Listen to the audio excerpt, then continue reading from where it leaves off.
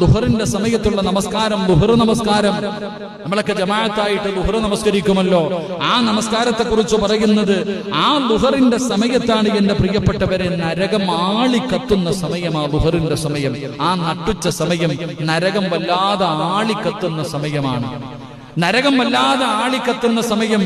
ആ സമയത്ത് ഏതെങ്കിലും ഒരു മനുഷ്യൻ നിസ്കരിക്കുകയാണെങ്കിൽ, ഏതെങ്കിലും ഒരു മനുഷ്യൻ ആ ളുഹർ നമസ്കാരം നമസ്കരിക്കുകയാണെങ്കിൽ മാതാവ് പ്രസവിച്ചതുപോലെ, നമ്മുടെ ഉമ്മ പ്രസവിച്ചതുപോലെ അള്ളാഹു നമ്മുടെ പാപങ്ങൾ കഴുകിക്കളയും, പുറത്തു തരുമെന്ന് നബിയുനാ റസൂലുള്ളാഹി സ്വല്ലല്ലാഹു അലൈഹി വസല്ലം. ഒരു മനുഷ്യൻ ളുഹർ നിസ്കരിച്ചാൽ, ജമാഅത്തായി ളുഹർ നിസ്കരിക്കുമ്പോ ആ ളുഹറിന്റെ സമയത്ത് നരകം ഇങ്ങനെ ആളിക്കത്ത.